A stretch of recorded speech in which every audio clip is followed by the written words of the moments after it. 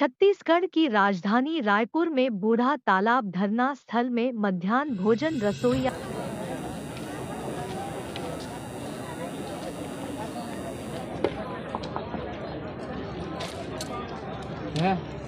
मैं दस्तखत करता ना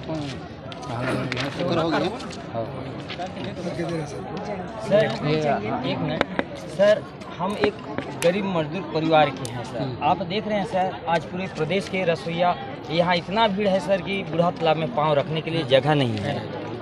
और इतना हम परेशान हैं कि 50 रुपये की मजदूरी से लेकर हमको एक माह के 1500 रुपये मिलता है, ताकि बहुत ही ज़्यादा मुश्किल है कि हमारे ज़िंदगी जीना दुर्लभ हो चुका है।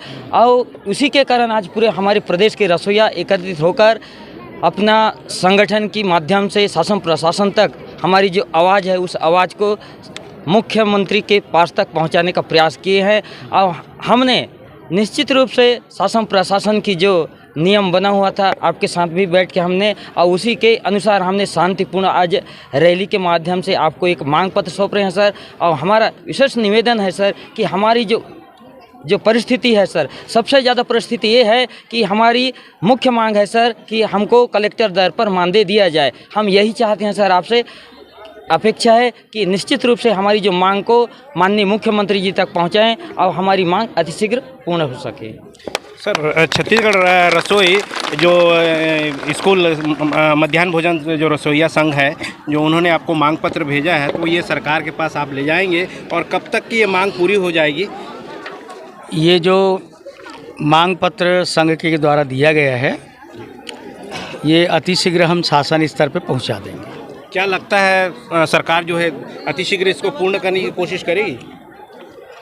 बाकी ये शासन स्तर का मैटर है जी। ये मांग पत्र हम शीघ्र शासन को पहुंचा देंगे बस।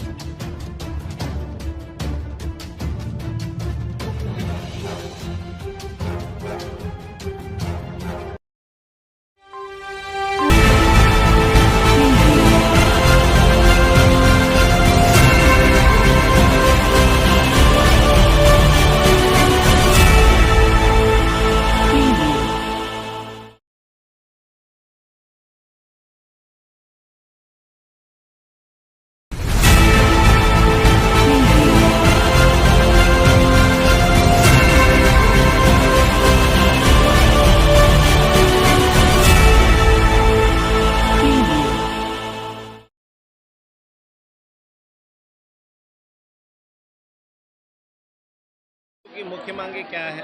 सर, हमारी मुख्य मांग है, हमारे जो रसोईया साथी हैं तो हमको मिनिमम कलेक्टर दर हमको मिलना चाहिए, हमारी ये मुख्य मांग है। और जो दूसरी मांग है, हमको एक नियुक्ति पत्र आदेश जारी किया जाए। और तीसरा मांग है, हमारे जो रसोईया भाई बहन साथी हैं उनको समय में कभी भी निकाल बाहर किया जाता है तो उसको प्रतिबंध लगाया जाए, उस पर रोक लगाया जाए। जो नियुक्ति पत्र की बात कर रहे हैं, नियुक्ति पत्र अगर मिल जाता है तो उससे आपको क्या लाभ होने वाला है? सर, उससे हमको लाभ भी मिल जाएगा, ताकि हमारे भविष्य में सुधार आ जाएगा कि हमको कभी भी कोई भी निकाल बाहर नहीं कर सकते हैं। और उससे हमारा जो वेतन में भी वृद्धि सुधार आ सकता है। क्योंकि देखिए, आप लोगों की जो नियुक्ति होती है एक संस्था के तहत या रजिस्टर्ड जो है ना, महिला समूह के तहत आप लोगों को ये ठेका प्रथा के हिसाब से दिया जाता है। तो इसमें नियुक्ति पत्र क्यों चाह रहे हैं आप? सर देखिए, मैं 2 अक्टूबर 1995 से एक रसोईया हूँ प्राथमिक शाला में। और उस समय मुझे जो नियुक्ति किया गया, बाकी भी रसोईया को उस समय में ग्राम पंचायत के माध्यम से नियुक्ति किया गया।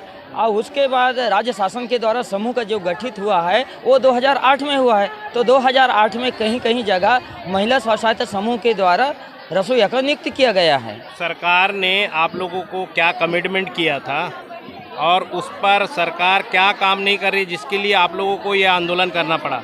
सर, बात यह है कि मध्य प्रदेश शासन में हम लोगों को एक दिन का मानदेय 15 रुपये मिलता था। आज इस संगठन की लड़ाई की वजह से आज एक दिन का जो मानदेय है वो 50 रुपया है और माह में 1500 रुपया है, जिससे आप देख रहे हैं सर कि आज दिनों दिन महंगाई आसमान तक छू रही है। और जिससे हमको एक माह में जो 1500 रुपया दिया जा रहा है, तो 1500 रुपया में हम अपने परिवार भी नहीं चला पाते, न अपने बच्चे को पढ़ा लिखा नहीं पाते, ना चिकित्सा सेवा नहीं करवा पाते। ऐसे बहुत से जो परेशानी है सर, जिसमें हम 1500 रुपया से हम किसी के घर में या हमारे घर में कुछ काम आता है तो हम किसी को 2000 या 3000 ऐसे हम उधारी भी नहीं ले पाते, ताकि हमारी जो तनख्वाह है 1500 रुपया, तो 1500 से जगह हमको सामने वाला 1600 रुपया भी देने में कतराते हैं। तो ये स्थिति है सर हमारे ऊपर में। अभी सरकार से क्या अपेक्षा रखते हैं, मानदेय क्या होना चाहिए आपका? सर सरकार से यही मेरा निवेदन है इस चैनल से कि हमारे जो रसोइया को कलेक्टर दर पर मानदेय दिया जाए, हमारे यही मुख्य मांग है। अब आप देख रहे हैं सर कितने बारिश के समय में पूरे छत्तीसगढ़ प्रदेश में 86,000 रसोइया है, उसमें से मिनिमम 50 से 60 हज़ार के रसोइया इस बूढ़ा तालाब में है। आप देख रहे हैं जहाँ जहाँ भी है वहाँ पूरे भीड़, यहाँ पाँव रखने के लिए जगह नहीं है। और सभी रसोइया अपने मांग को लेकर जाने के उत्सुक बनाकर यहाँ आए हैं। और सभी रसोइया में इतना आक्रोश है, यदि सरकार समय के रहते हुए रसोइया की जो मांग पर पूर्ण नहीं किया जाएगा तो आने वाला समय में सरकार को इस रसोइया का संगठन निश्चित रूप से अपना परिचय देने के लिए तैयार हैं। मान के चलिए कि सरकार अगर आपकी मांगों को किसी तरीके से नहीं मानती है जी, तो आप क्या कर सकते हैं, आपकी संगठन क्या कर सकती है? सर देखो, सरकार हमारी बात को नहीं मान सकती है। हमारे पास पूरे संगठन है, 86,169 रसोइया हैं। तो हम आने वाला समय में निश्चित हम रोड की लड़ाई लड़ेंगे, भूख हड़ताल करेंगे। मतलब आप सीधे तौर पे कहना चाहते हैं कि सरकार को इसका खामियाजा भुगतना पड़ेगा? जी सर, इसको हम चुनाव में भी इसका परिणाम हम बता देंगे। हमारी जो परिवार है 86,000 की परिवार आज पूरे प्रदेश में, अब उसको आप खुद ही जान सकते हैं कि हमारी संगठन की ताकत क्या है। तो हमारी ताकत को हम सरकार को निश्चित रूप से हम बताना चाहते हैं। सर मेरा नाम है रामराज कश्यप, रसोइया मध्याह्न भोजन संयुक्त संघ का प्रदेश अध्यक्ष हूँ।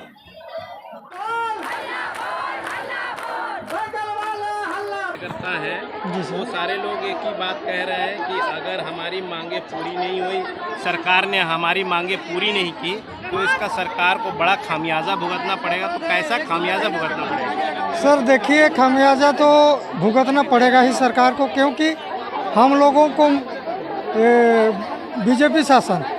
बीजेपी शासन हम लोगों के लिए अनेक बार बोले कि आप लोगों का मांग पूरा होगा, आप लोग के लिए हम कुछ करेंगे, लेकिन ऐसे करते करते उन्होंने 15 साल बिताया। 15 साल बिताने जब 14वां साल में हम लोगों को एकत्र किया गया जगदलपुर में, कोंडागांव में सभी ऐसे रसोइया का भीड़ खचाखच भरा हुआ था। लगभग 50,000 रसोइया का भीड़ था। वहाँ हमारे पूर्व मुख्यमंत्री माननीय डॉक्टर रमन सिंह के द्वारा वहाँ घोषणा करने का आश्वासन दिए थे, किंतु दुर्भाग्यवश उनके द्वारा हमारे उस पंडाल में वो पहुंच नहीं पाए। उनका हेलीकॉप्टर का पेट्रोल ख़त्म हो गया, ऐसे उनके कार्यकर्ता लोग बोले।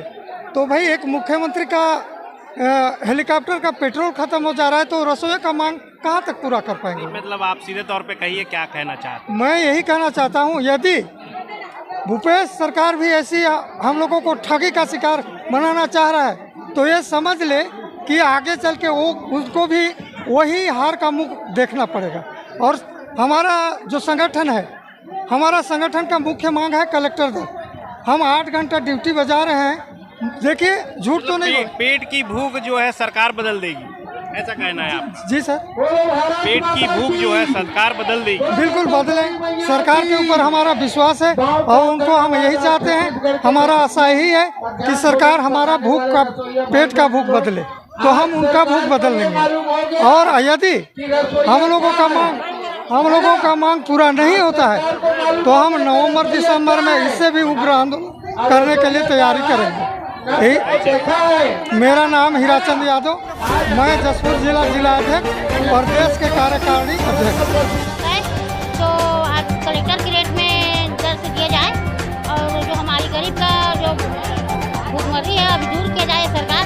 और जो हमारे इतना रसोइया बहन है उनका कहना है इस बार अगर हमारे मांग नहीं पूरी किया गया तो इस बार हम सरकार नहीं चुने जाएंगे, ऐसे बड़ा है बता रहे हैं सब बहनें लोग।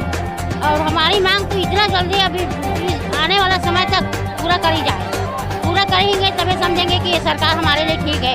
अब यहाँ कम से कम 50 से 60 हज़ार है। 50 से 60 हज़ार 60 हज़ार की संख्या में आप लोग आंदोलन किए। जी सर।